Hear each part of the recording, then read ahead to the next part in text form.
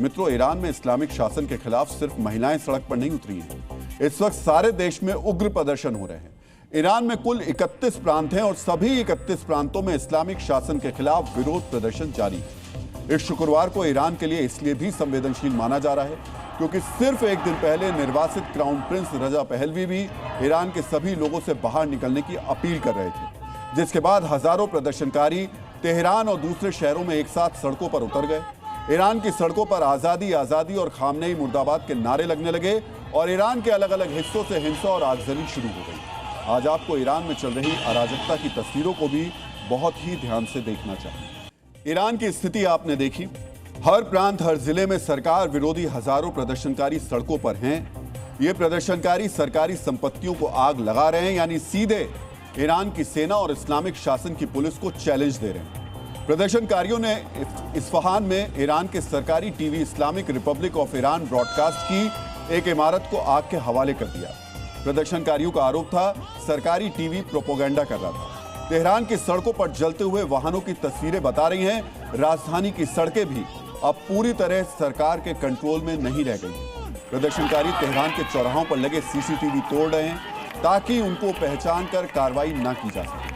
प्रदर्शनकारी मौका मिलते ही सुरक्षा कर्मियों की पिटाई भी कर रहे हैं। पूरे देश में विरोध प्रदर्शन के तेज होने के साथ ही राष्ट्रपति मसूद की सरकार ने ताकत का इस्तेमाल करना शुरू कर दिया है। आज आपको प्रदर्शनकारियों पर ईरान की सरकार की सख्ती के बारे में भी जानना चाहिए। ईरान में कल रात से ही इंटरनेट शट डाउन कर दिया गया, जिससे तस्वीरों और वीडियो से आंदोलन की आग और ज्यादा ना फैले। ईरान में सरकार ने इंटरनेशनल टेलीफोन कॉल भी बंद कर दी है।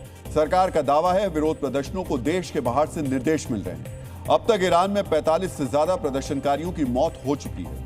लगभग 2300 प्रदर्शनकारियों को पुलिस ने गिरफ्तार कर लिया है।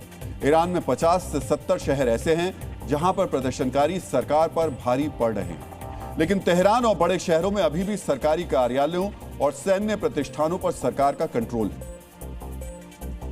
मित्रों, ईरान की स्थिति बद से बदतर होती जा रही है। इस नाजुक स्थिति को आप ईरान सरकार के 2 कदमों से समझ सकते हैं। सोचिए, आज पूरा ईरान बगैर इंटरनेट के चल रहा है। क्या कोई और देश इसकी कल्पना कर सकता है? ईरान में इंटरनेशनल कॉल को भी बंद कर दिया गया है, यानी ईरान के लोगों को दुनिया से काट दिया गया है। ईरान के लोग अब दुनिया से संपर्क ही नहीं कर सकते। ईरान का आरोप है देश में चल रहे प्रदर्शन को अमेरिका भड़का रहा है। ईरान के सर्वोच्च नेता अयतुल्ला अली खामनेई ने सीधे ट्रंप पर निशाना साधा।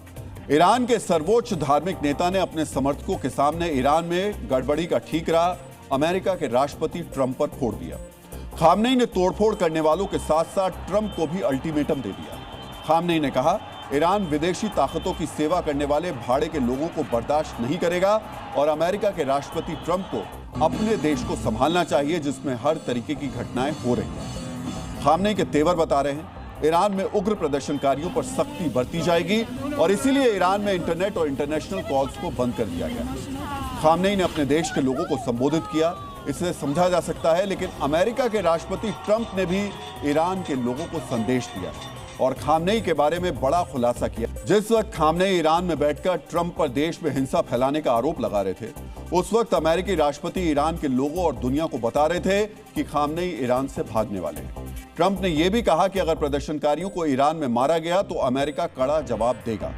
खामनेई और ट्रंप के तेवर बता रहे हैं मिडिल ईस्ट में कभी भी संघर्ष शुरू हो सकता है।